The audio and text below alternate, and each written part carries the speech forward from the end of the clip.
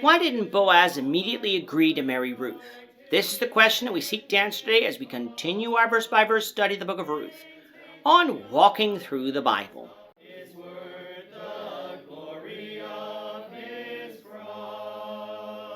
Today we're going to be discussing Ruth 3, verses 8 to 18, but before we do that, let's read the passage. If you have a Bible with you, turn to Ruth 3, verse 8. But if you don't have a Bible, don't worry, just follow along with us on the screen. The version that we'll be reading from is the New King James Version. So Ruth chapter 3, beginning at verse 8.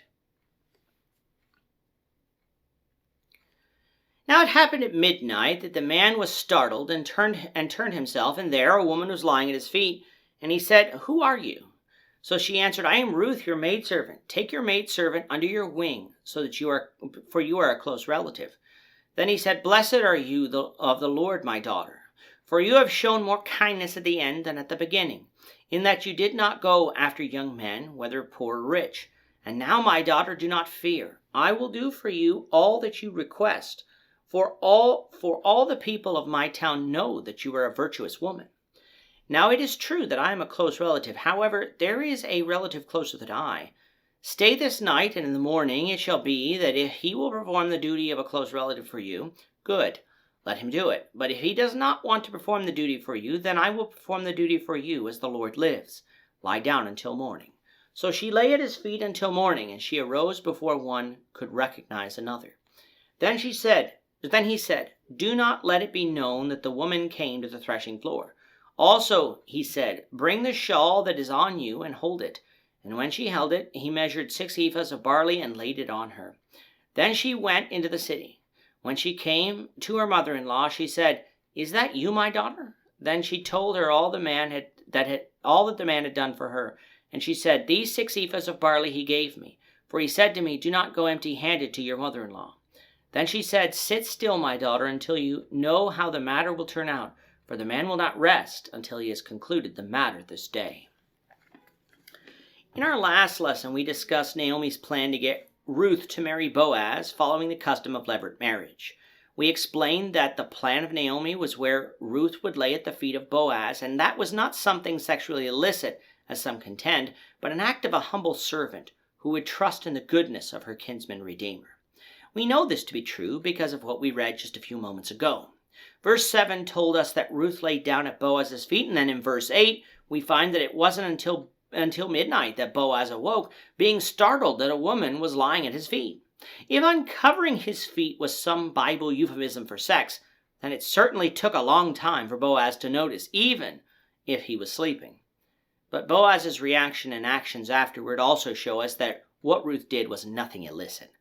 The first thing Boaz asked was who she was. Remember, it was midnight. It was dark.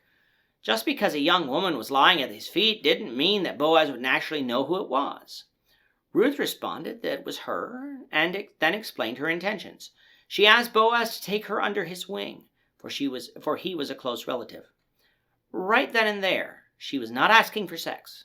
She was asking for protection and marriage, telling Boaz of his responsibilities under levirate marriage customs in Israel, as a close relative. If you recall from chapter 2, verse 12, Boaz had told Ruth that she was under the wing of the Lord. In other words, that the Lord was her protector. Now, Ruth was using the same type of language about Boaz, that in marrying her, he would be her physical protector.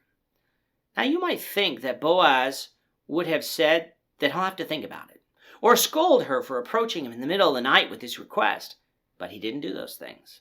He said that she was blessed of the Lord, for the kindness she had shown just then was more than she had shown at the beginning. Why did he say this? Well, he says that Ruth could have gone after any of the young men, no matter if they were rich or poor, but she didn't do that. She desired to have him, to have a close relative perform the role of a kinsman redeemer, responsibility and a seeming honor that Boaz was willing to perform. But he couldn't do so immediately, for he was not Ruth's closest relative. Under the law of Moses, it was to be the closest relative that was tasked to perform the duties of levirate marriage. It was only after the closest relative refused that the next of kin would be approached. So even in this, Boaz knew the law, and he knew he had to follow it. But he told Ruth that if the closer relative refused to perform his duty for her, that Boaz would do so. With it being past midnight, he told Ruth to lie down until morning. She did not come and lay beside him, for that would not be proper for two unmarried people to do, but Ruth continued to lay at Boaz's feet. And then early in the morning, before anyone could recognize one another due to the darkness, Ruth arose in order to go back home. This again showed Ruth's and Boaz's integrity. If Ruth had waited to go home until just after sunrise, it might have gotten around town that Ruth spent the night with Boaz, thus damaging his and her reputations, as it would have been assumed that they had had sexual relations. Ruth didn't want that to happen to Boaz, and an upright man, so she was going to leave even before sunrise. But Boaz, being the man that he was, wasn't going to allow her to leave empty-handed. He told Ruth to lay out the shawl that she wore, and the New King James Version says that he measured 6 ephahs of barley to take home to her mother-in-law. The word ephah is in italics, meaning that the word is added to the text in order to make a clarification, but in this case it doesn't clarify anything, for we already know that 1 ephah weighed upwards of 40 pounds, so if the word ephah is meant, that meant that Boaz was going to send Ruth home with 240 pounds of barley, an absurd amount. What most other versions say is that Boaz measured 6 measures of barley, with the actual measurement being left unsaid.